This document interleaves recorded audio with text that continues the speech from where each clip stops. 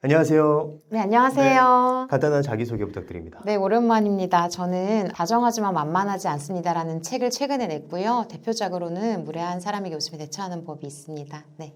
네, 오늘 제가 궁금한 게요. 자기도 모르게 상대방으로 하여금 나를 깎아내리게 만드는 그런 말버릇이나 행동이 있다면 어떤 것들이 있을까요? 눈빛이 굉장히 많이 흔들리는 사람들을 보면 저 사람이 뭔가 조금 불편한가 이런 생각을 무의식적으로 하게 돼요. 그래서 시선이 너무나 불안한 사람들. 그리고 두 번째는 말끝을 많이 흐리는 사람들.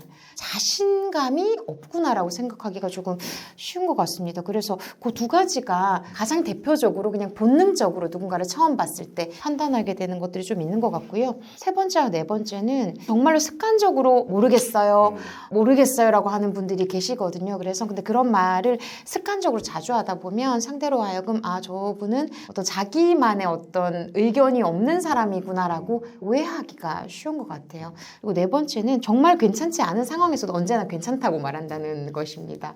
그래서 괜찮아요, 저 다 괜찮아요 이렇게 말씀을 많이 하시는데 그것이 사실은 배려에서 시작됐음에도 불구하고 쟤는 저거에 대해 생각을 안 해봤구나.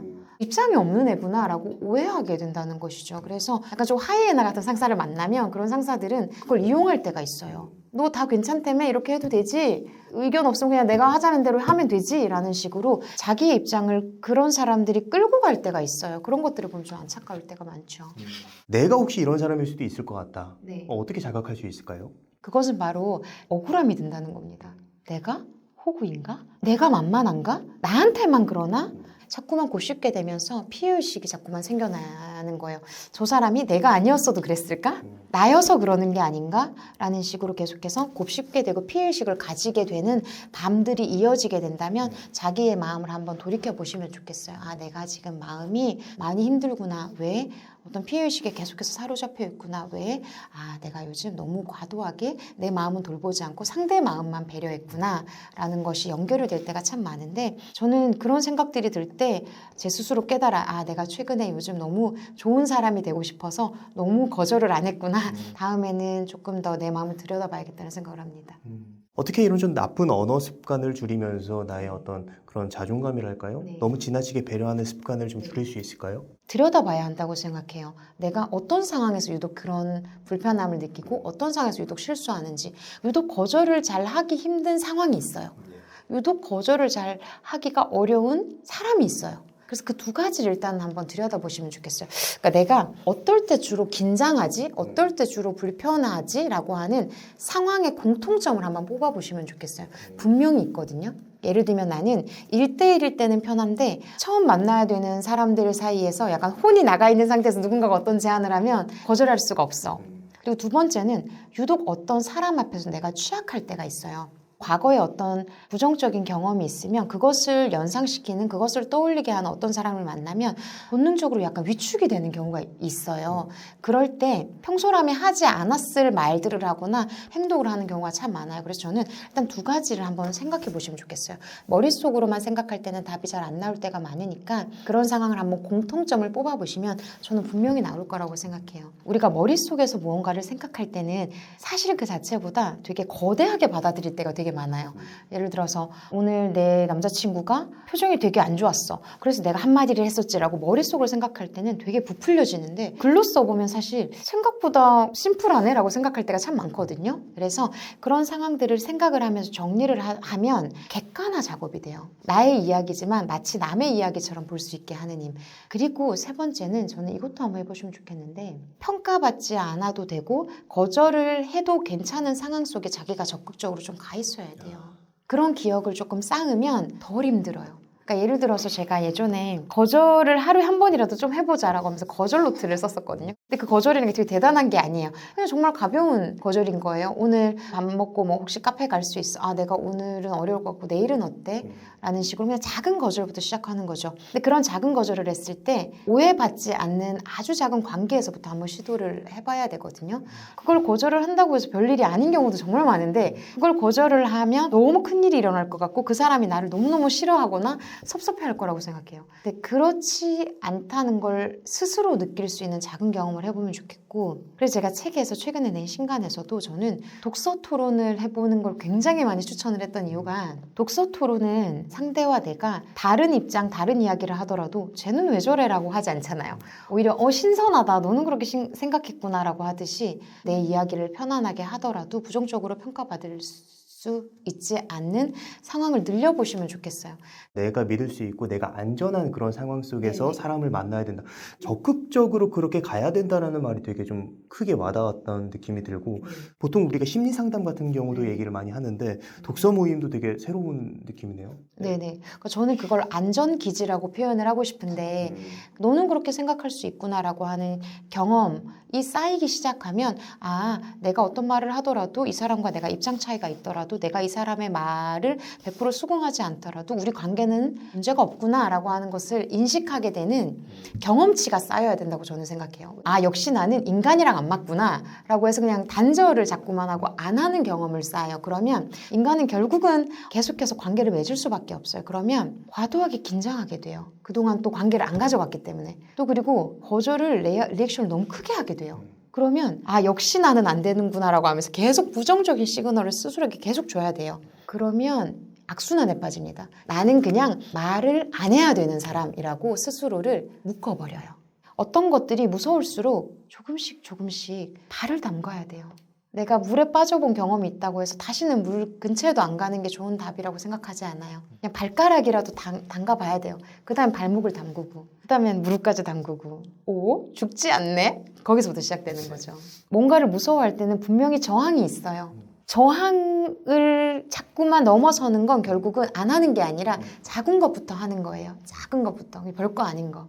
궁금한 게요. 선생님 그러면 안전기지 말씀해 주셨는데 본인의 안전기지는 어떻게 찾으셨나요? 어릴 때부터 그러니까 사람들의 말을 잘 이해를 못한다고 생각했어요, 스스로. 그리고 어떤 포인트에서 제가 말을 들어가야 될지도 잘 모르겠어서 그냥 어릴 때부터는 저의 안전기지는 어쨌든 책이었어요. 책은 제가 몰라도 저한테 뭐라고 안 하니까요. 이해가 안 되면 계속해서 여러 번 읽어도 되고, 어느 정도 책을 계속 읽으면서 그게 안전기지가 된 후부터는 애인이었고요. 제가 굉장히 좋았던 심리학 용어 중에 하나가 그거였어요. 건강한 퇴행이라는 표현이 저는 너무 좋았어요. 안전 기지 속에 있으면 어떤 상대와 건강한 퇴행을 할 수 있다는 거예요. 왜 우리가 연인이랑 사귀게 되면 막 짧은 소리도 내고 막 이상한 소리도 하고 정말 정치적으로 올바르지 않은 소리도 막 하고, 너니까 내가 한다 이런 소리를 할 수가 있잖아요. 근데 그 얘기를 할 수 있는 이유가 너는 나를 나쁘게 판단하지 않을 거야, 내가 이런 말을 하더라도 라고 생각하는 게 있죠. 그런 경험이 쌓이다 보면 나중에는 굳이 없어도 돼요. 처음에는 한 명이라도 있어야지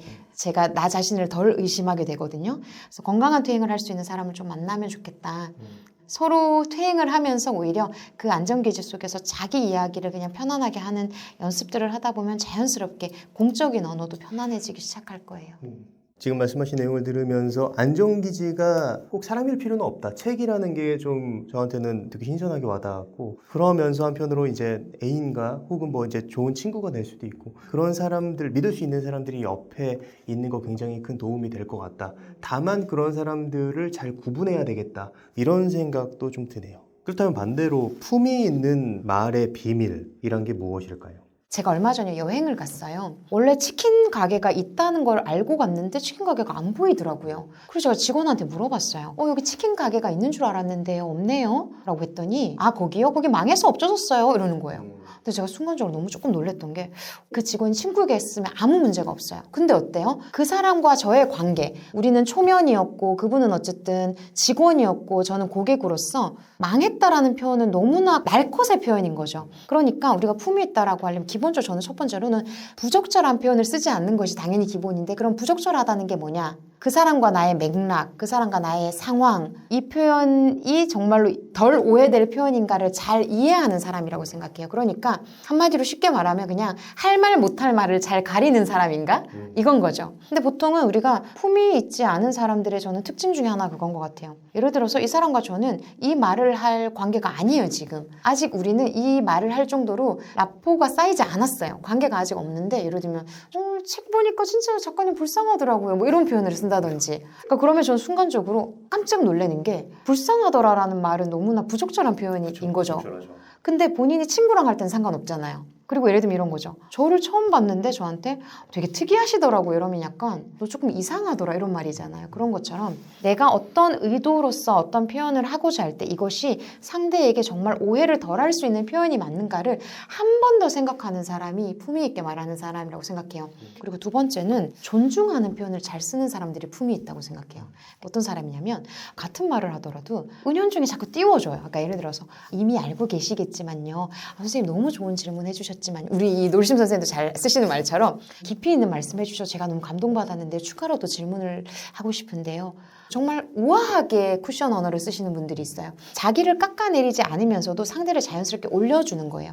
그리고 마지막으로 세 번째는 스몰 토크를 잘하는 사람이라고 생각을 하는데요. 사실 한국인들이 스몰 토크를 왜 못하는지 사실 저는 잘 생각을 해보면 경직돼 있기 때문이라고 생각해요. 정말 내가 너무 이 사람을 불편하게 하지 않아야 되는데 이 분위기를 싸하지 않게 만들어야 되는데 라고 어깨에 이미 지금 긴장 경직 이런 말이 있으면 스몰 토크를 잘 못하세요. 스몰 토크를 잘 못하시는 분들이 저는 대표적으로 너무 당연하지만 사회생활 경험이 별로 없는 사회초년생, 두 번째는 반대로 경험은 많으시지만 약간 중년 남성분들 중에서도 또 스몰 토크를 되게 못하시는 분들이 있어요. 근데 왜 못하시냐면 사회초년생일 때는 눈치 보는 레이더가 너무 발달해 있어서 오히려 실수를 한다면 내가 계속해서 나이를 먹고 사회적으로 계속 어떤 직위가 발달을 하면 내가 어떤 불편함을 표현하기도 전에 이미 사람들이 나를 챙겨줘요. 그래서 눈치를 보는 레이더가 퇴화해요. 그러다 보니까 이 주제를 불편해하는구나를 모르고 계속 얘기해요. 네, 무슨 느낌인지 알것 네. 같아요. 네. 스몰 토크라는 건 결국은 그 두 분의 어떤 경우에서 보듯이 긴장을 약간 빼고 상대의 눈치를 잘 보면 되는 건데 둘 중에 하나가 없으면 참 스몰 토크를 잘 못하게 되는 것 같아요. 그렇다면 품위 있는 사람이 되기 위해서는 실질적으로 어떤 연습을 해야지 될까요? 품위 있는 말을 하는 연습을 하는 건 저는 요즘 시대에 너무 쉽다고 생각해요. 쉽다. 너무 쉬운 것 같아요. 왜냐면 유튜브가 일상적인 말하기를 계속해서 보여주잖아요. 어떤 사람들의 말하기를 꾸준히 보다 보면 자연스럽게 그 사람의 말을 닮아갈 뿐만 아니라 그 사람의 표정이나 눈빛이나 제스처 같은 것들도 자연스럽게 닮아가요. 그래서 저는 롤모델이 있으면 참 좋겠다라고 하시면 놀심을 많이 보시고 내가 저 사람처럼 좀 말해보고 싶은데 라고 하는 사람의 유튜브를 보면 저는 제일 좋다고 생각을 하고요. 또 제일 좋으면 당연히 주변에 있으면 좋겠죠. 저는 회사 생활을 할 때 PT를 정말 잘하는 선배가 있었어요. 저분은 어떻게 저렇게 PT를 할 때 참 잘할까? 라는 것들을 보면서 어떤 공통점을 찾아냈는데 자기를 보러 온 사람들에게 자연스럽게 어쨌든 자기 홍보를 하는 거예요. 근데 이게 지금은 너무 당연하게 보이지만 저는 예전에는 그게 좀 부끄러운 일이라고 생각했어요. 제 자랑을 이야기하는 거. 예를 들어서 저는 이런 일을 한 적이 있는 사람입니다. 그러니까 여러분들도 제 얘기를 잘 들으시면 여러분의 시간이 낭비되지 않을 겁니다라고 자연스럽게 자기의 권위를 세우고 시작을 하더라고요. 그걸 보면 제가 좀 충격을 받았어요. 아, 내가 나 부끄럽다고 생각했던 것이 사실은 고도로 설계되어 있는 말하기구나. 그런 것들을 보면서 제가 굉장히 많이 벤치마킹했어요. 유튜브를 보는 것도 좋고 주변에서 말을 잘하고 굉장히 인정받는 사람이 있다면 그분의 가장 독창적인 특징, 그분의 가장 담고 싶은 특징 한두 가지만 자기 생활 속에 가져올 수 있어도 말하기가 굉장히 많이 늘었다는 느낌을 받으실 수 있을 거예요. 그리고 아까 그 왜 연습법 물어보셨잖아요. 우리가 말을 듣고 대답을 잘 못하게 되면 내가 말을 못하는 사람이네? 라고 자책하는 수순으로 가요. 그런데 분명히 그 일은 또 일어나요. 예전에 대학 때 아르바이트를 한 적이 있었어요. 서비스업 아르바이트를 했었는데 어떤 문제 때문에 그분이 많이 기다리셨나 봐요. 그분이 화가 나서 저한테 와서 이러시는 거예요. 머리가 나쁘니까 이런 데서 일하는 거 아니야? 이러시는 거예요. 실제로 그런 말을 하는 사람들이 있군요. 네. 그래서 제가 근데 그때 너무 충격을 받아서 눈물이 나는 거예요. 그래서 그냥 엉엉 울었어요. 그 일이 저한테 굉장히 큰 충격을 남겼어요. 근데 왜 그렇게 충격을 남겼냐면 그 말도 충격이었지만 그 말에 계속 제가 울었던 게 저는 너무 자존심이 상하는 거예요. 그때 생각했어요. 내가 다시 그런 사람을 만난다면 뭐라고 대답해 줄까? 또는 그 상황과 비슷한 일을 경험한다면 내가 뭐라고 대답해 주면 좋을까를 한번 머릿속에서 생각해 보거나 한번 써봤어요. 그걸 한번 해보시면 자기의 마음도 많이 치유가 될 뿐만 아니라 다음에 비슷한 상황이 반복되었을 때 덜 당황하시게 되고 대답을 조금이나마 그전보다는 더 나은 대답을 하실 수 있다는 말씀을 드리고 싶어요. 왜냐하면 적어보는 것 자체가 그 과정을 객관화하면서 제 마음을 다독거려 주기도 하니까 아 내가 진짜 상처받을 만했네. 그 사람 좀 이상했네. 근데 거기서 끝나지 않고 내 잘못은 아니지만 다음에 또 그런 일이 발생한다면 내가 어떻게 하면 조금 더 나은 대답을 할 수 있을까? 대본을 써보면서 알게 됐어요. 내가 어떤 말을 했더라도 그 사람은 저를 공격했을 거라는 걸. 그냥 그 사람을 지그시 쳐다보기만 했어도 됐어요. 내용이 중요한 게 아니었던 거예요. 그걸 깨닫고 난 후부터는 누군가가 저에게 그런 말을 하면 그냥 저는 한번 쳐다봐요. 네? 이런 표정으로. 네, 오늘 많은 말씀 해주셨는데 마지막으로 하시고 싶은 말씀 있으시다면 어떤 게 있을까요? 자기 존중감을 느낀 적이 너무 오래됐다면 스스로의 습관을 한번 잘 들여다보시기 바랍니다. 그리고 제가 경험상 나의 깊은 내면의 소리는 결국 자기 직전에 제일 많이 오더라고요. 마음이 불건강할 때는 자기 전에 오래 걸리더라고요. 그래서 우리의 마음의 건강함을 위해서는 내가 자기 전에 자꾸 어떤 것들을 가장 많이 생각하는 걸 한번 들여다보시면 좋겠어요. 네, 오늘은 다정하지만 만만하지 않습니다. 저자 정문정 작가님을 모시고 나도 모르게 자신의 가치를 깎아내리는 사람들이 하게 되는 말버릇이나 행동이 무엇이 있는지에 대한 이야기를 나눴습니다. 그럼 오늘의 심리학은 여기까지 하도록 하겠습니다. 좋은 말씀 해주셔서 감사합니다. 감사합니다.